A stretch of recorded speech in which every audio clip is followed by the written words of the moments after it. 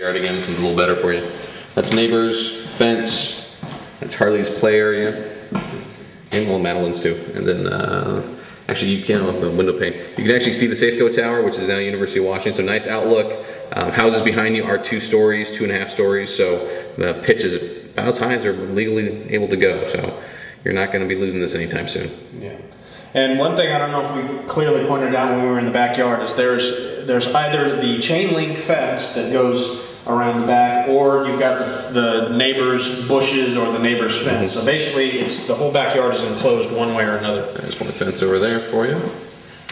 Okie dokie. All right. Lots of rooms in this. You know, I'll give you the measurements, but good size. Pretty spacious. Yeah. I didn't notice this before. There's a crack right here. Yeah. One thing that Kelly noted in the inspection report is that this roof was slightly lower than the rest of the roof because it was an add-on. The garage is also settled too, so this was all an add-on. That's just a settling crack. It doesn't let anything happen. There's no moisture intrusion, but you know, I'm not an inspector, so I will be burning this tape once we send it to you. Okay. Good. Yep. Popcorn ceiling there. Popcorn ceiling in the hallway. There is no popcorn in the living room and the dining room. Yeah, and then in this side bedroom, there's the tile. Popcorn in the other bedroom. Now the bathroom is not exactly popcorn. It's basically spackled. Spackled, yeah. Okay. Did we come in here in detail? No. Okay, bathroom. Okay, I can pretty much touch side to side here. Okay. Okay, significant things in the bathroom here. The hot is cold, cold is hot. You just basically take off the handle, go in there and switch some stuff around and you're good. However, this is, you know, with enough wriggling would eventually come off, and what they suggested was have a plumber come in through here and do what needs to be done properly to the plumbing down in here. Yeah. Also, when you turn on the shower in here, by lifting up the nozzle, you get quite a bit of stuff dripping out of here that should not be dripping. Instead, basically, you're probably wasting a couple gallons out of there every time you take a shower. Stuff dripping, you mean water? Yeah, water dripping. Yeah, it's you're just losing a couple gallons out of here due to inefficiency. A lot of this tile is in really bad condition. I think it's serviceable. It just looks like hell. And your good old fashioned stuff that's in the kitchen, the plastic metal stuff, but it's gray, not green. The nice thing is that they do have this railing here that drains the water out into the tub, so there's no water damage along the side here. This is all good and hard down in here. Yeah. There actually used to be a door here, Karen. This is an old track system. Yeah. So. Toilet and sink, they're functional. I hate this handle, but it's functional. Oh, something too, I'm sure you guys talked about it. Kelly Thompson said that your water line from the house to the street is new, and your PSI is 60, so that's really good for the pressure here in the house. Yeah. Which is awesome. Yep.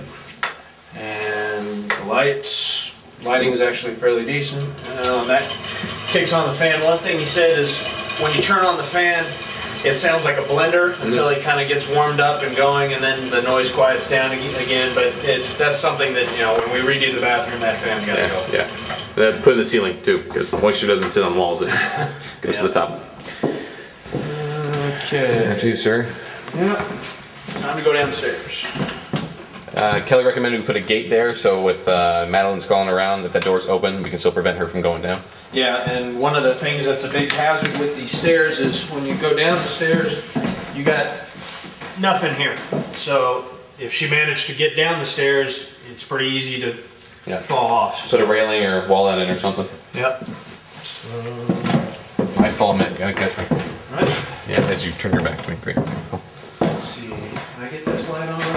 No. Try that one. Nope. All right. Well.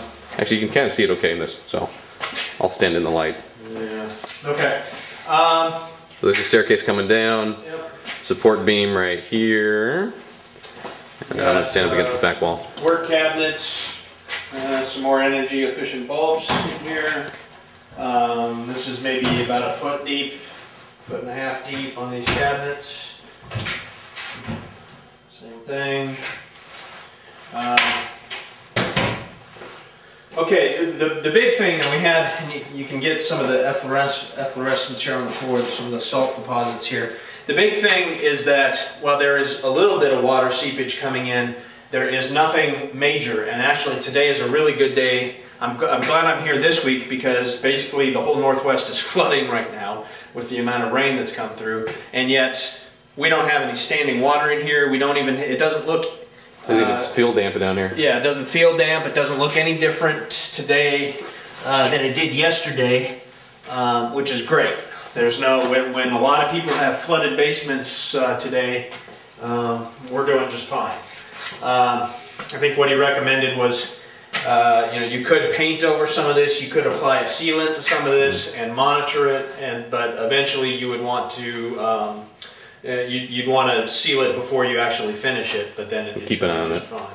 Okay, real quick, that window behind Matt, that's an outside window that's not tempered. It's one that we said was about 4 or 5 feet off the ground. So, and then this right here is your old oil lines that run from the oil tank, which is in the front yard, that has been decommissioned and properly registered. So he said once you do a remodel, you can cut that off. Yep. And of the electrical box.